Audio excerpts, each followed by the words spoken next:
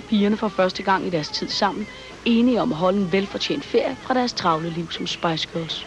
Melanie C benyttede straks chancen og bookede sig ind i et studie i Los Angeles for endelig at gøre noget ved det soloalbum, hun har haft i tankerne i de sidste 5 år. I LA omgav hun sig med folk, der tidligere har lavet musik for blandt andet Beastie Boys, Red Hot Chili Peppers, Madonna og Blur. Ud af det samarbejde er kommet Northern Star, Melanie C's første album som solist.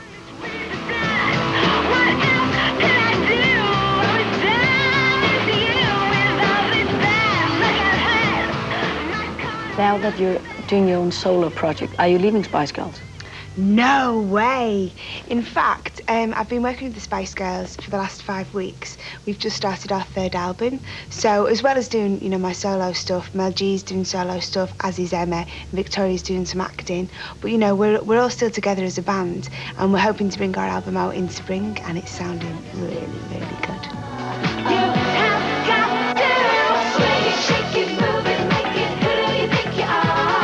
Is it a new idea for you to go solo? No, it's something we've always talked about. When we first started the band, you know, we were very honest, and you know, we support each other so much, and we know everybody's got individual dreams as well as the dreams that we share together. So, you know, it's very cool. We have got the support of each other. So it's just, I suppose the people didn't know our own little private things, but now it's coming to light. You know, we're all up to no good.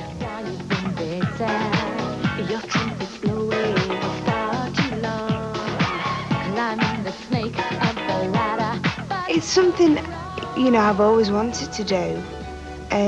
But when we came off tour and, you know, the girls fell pregnant and they got married and stuff, so obviously there was a bit of time when we couldn't work because, you know, towards the end of the pregnancies and then giving birth and stuff.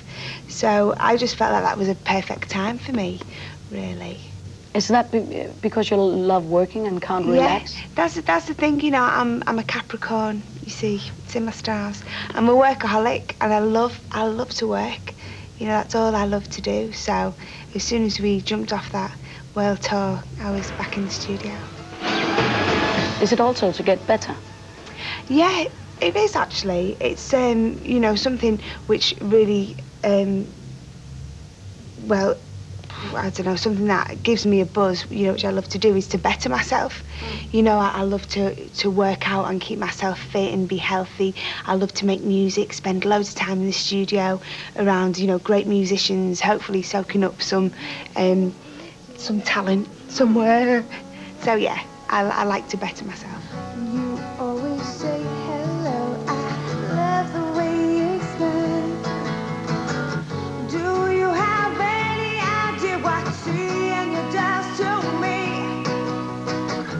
I'm not living any kind of life, I'm living in a fantasy.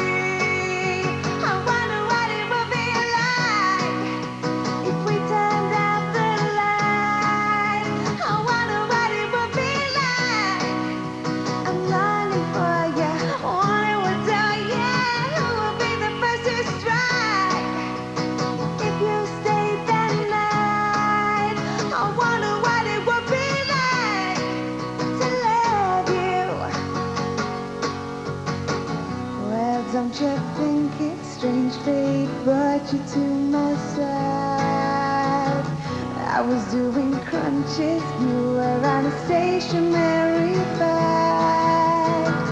I had given up on love, I'd met too many freaks. Ever since I was 17, I've been on this losing streak. I wonder what it would be like. I'm 25 now, and you know, as life goes on, I think, you know, that's what you're here for, isn't it? To learn things, and, you know, just to improve anything. I mean, you know, especially vocally.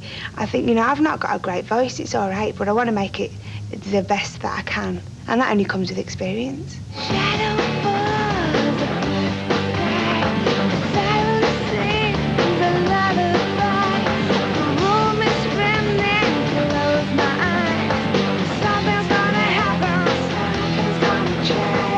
Working with Rick Rubin, because he's done great stuff and so diverse as well. So, you know, loads of hip hop, he's done Blackstreet, he's done loads of rock, he's done all the Beastie Boys stuff, He's just done Red Hot Chili Peppers' new album. She's really committed and is willing to do whatever work. She's not at all. There are many artists who get it good enough and are ready to move on, and she's willing to do whatever it takes and sing it 100 times. And even after it's good, I might say, well, why don't we try something a little different? And some artists are just like, it's fine, leave it alone. And she's, whatever it takes, let's do it. Like, I'll just say, you know, I think this would be better if something else happened here in addition to what we have. And she'll just come up with like 3 different parts and really make the song a lot better. She's really musically gifted. Well, I wrote some of it here in London, I wrote some of it in Dublin, and then I went over to LA simply to work with somebody over there. Ended up, you know, meeting other people who I wanted to work with. A lot of people are based over there. The weather was great. You know, I love the lifestyle over there. There's loads of studios, there's loads of musicians. So it was like a perfect place to do the album. And also it kept me out of all, you know, all the trouble I get into in London. Is it also a dream come true, like going to this industry like America?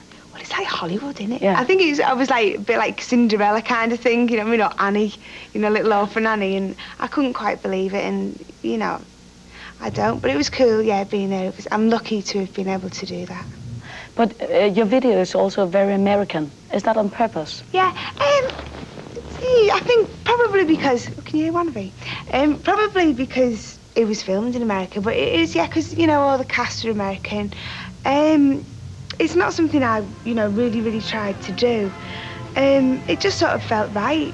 You know, we were in LA. It was a little warehouse well, a big warehouse in downtown LA. I just like the vibe, you know, the skateboarders and you know, the BMX bikers and stuff. It just all fit.